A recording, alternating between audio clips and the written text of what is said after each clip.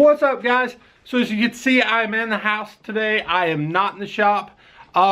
Basically, before we get this video started though today, I want to talk to you guys about something. We hit 500 subscribers the other day. Guys, I can't tell you how stoked I am about that. That was a huge milestone, and I can't say thank you enough to you guys. I mean, you guys support the channel, you follow, you leave all the great comments. I can't say thank you enough. I really appreciate all the support. And guys, I'm truly thankful, guys. I mean, I never thought that I would make it this far, and it's just astounding to me. It's amazing. I can't believe it. But with that being said, what I'm going to be talking about is bank fishing. Bank fishing can be tough in the summer and spring if you don't have ponds, if you don't have small bodies of water around you. All you have is lakes, and that's what you have to fish. So of course that can be tough and daunting even in the summer and spring months. However, in the winter time, it can be almost impossible, or it can feel that way at least. But I'm going to show you how I prep to go to these lakes in the winter time and get on good fish and still be able to catch the fish in the winter months. So with that, let's get into this video. Okay guys, so one of the first things I want to do is I want to go to my app on my phone here. And as you can see, I'm going to scroll over right here to the Navionics. Now you're going to need Navionics for sure, unless you already know the lake and you know where to go here. Give me 1 second. Let me close that out. I don't need to update. So as you can see, right here's Oklahoma City. I am going to go ahead and scroll down to, there's like Texoma. That's too far. Davis, Sulphur. We want to come down. Ooh. I come down a little bit closer in this area here. Basically, we're going to go to Arbuckle Lake, the lake that you guys have seen me fish a lot. Now, what I'm looking for is I'm looking for topographical. Now, I know this lake. This lake is very deep, and so pretty much anywhere you go from the bank is going to be fairly deep. So this is the first spot that I'm going to show you guys, and let me explain a little detail to you here. So this is Main Lake, as you can see out here where this first red line's being drawn. But now it goes all the way back around to this back side of this. And it actually goes back over here, as you can see where that arrow's pointing. The Main Lake actually shoots out and makes kind of an L like this. So the wind typically blows through here really good. Even if the lake's calm, you still get a lot of current coming in. But because of this point here, as you can see, because of that point there, it actually pushes this wind. Usually comes in here. It's a little bit of a break, but it pushes that wind in through here and creates a lot of current through this area right here. Now I'll tell you, at this buoy, and we'll switch over to this other map so you can see, but right around this buoy here, this area, it gets really deep. Let's go ahead and switch over to that map and I'll show you what I'm talking about. So guys, as you can see, this area here is really deep, and then it goes up in here to this shallow area right around this point here. And all around this area is pretty shallow up to the right next against the bank. But then as you can see, it gradually fades out, and it's not too far out that it gets really, really deep, like 40 feet almost. So that's typically why I choose this area. Now let's go back to the other map, and I'll show you what's underneath the water and kind of why I choose this area. So now that you can see the map again, right along here, guys, there is a ton of chunk rock, like boulders and stuff. As you can see right here on this bank area that I'm going to circle. The other day in that video when I caught that big fish and I ended up losing it,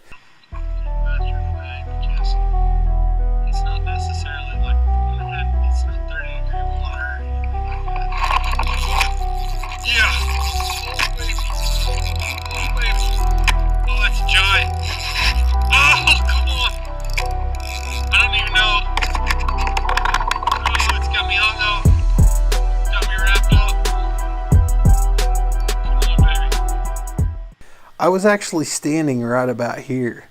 Right here's two big boulders, as you can see. Those were completely underwater. All this was underwater. But there's a lot of chunk rock in through here. So what happens is this wind forces that water, those waves come in here. So those bait fish have a great spot to be right in this area. They got a great spot to hang out. There's also a flat over here that they can get into some cover and some structure there, as well as right in through here, all that chunk rock. They've got places, crevices to hide. There's crawfish. There's all sorts of different life in this area, but that wind forces all that water against those rocks and creates a lot of current, stirs a lot of things up in this area. So it's a good feeding place, a good feeding area for smallmouth and largemouth. I catch both here, and if the fish are in here at that time of year, it's a really great place. I'm typically casting towards this buoy out here, and I'm casting out in these directions.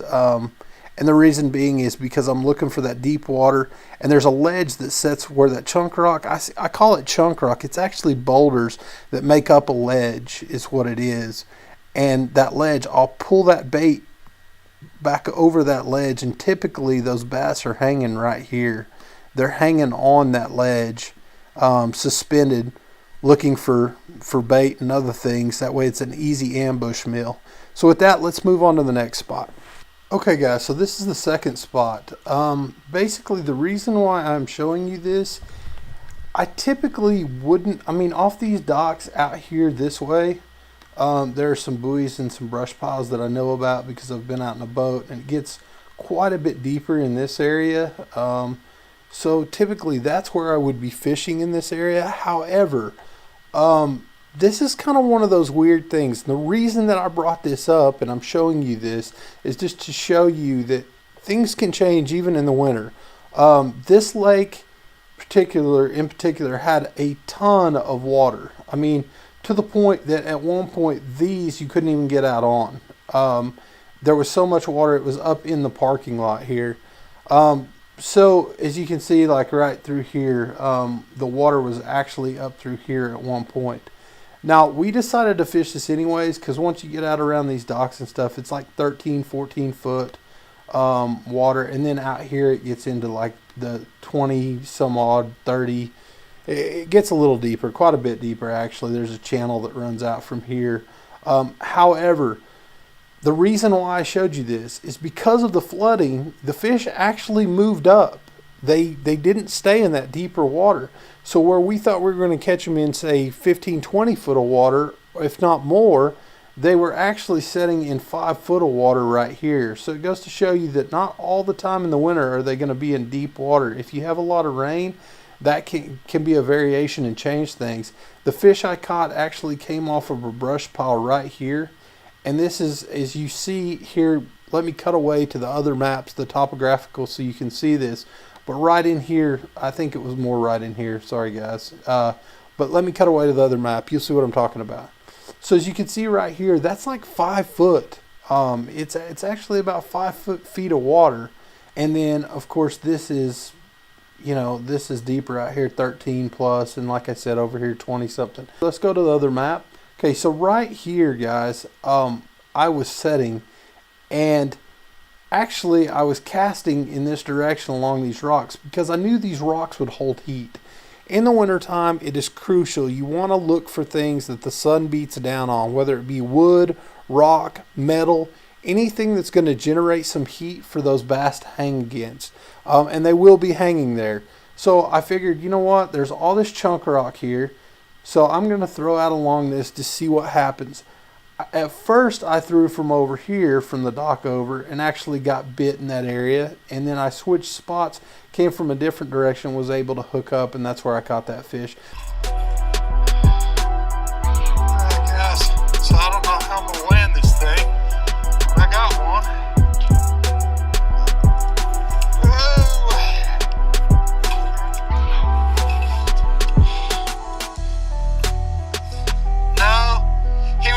That I caught earlier that I hadn't. But I just wanted to show you that to say that it goes, like, some of the rules can change at times. All the rules don't apply every time. And so I just kind of wanted to go over that with you guys. But that's why I showed you this spot. So let's move on to the next spot. Okay, guys. So here's going to be the last spot that I'm going to show you. The reasons are basically going to be the same. There's deep area here. It's close to the bank. You can see right here in this area here, this is actually a shelf that comes out. And below that shelf is it gets fairly deep, and I'll show you that here in a second. But right out here, there's a hole, and that hole gets really deep, like 60 plus feet. And in between, in this area here, there's a ton of shelf rock.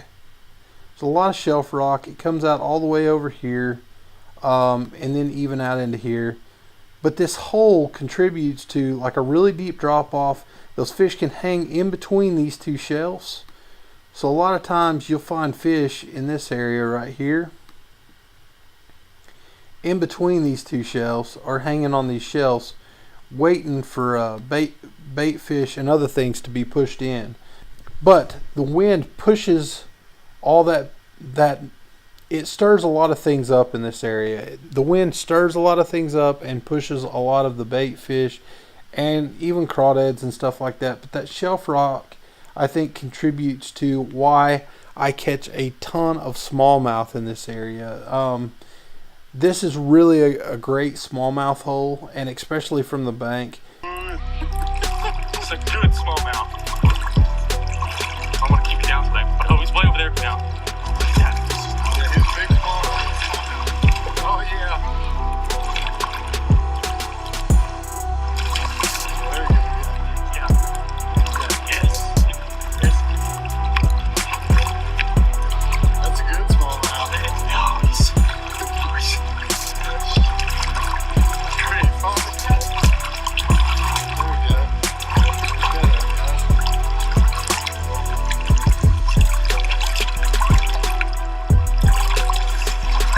Son, that's a good one. All right.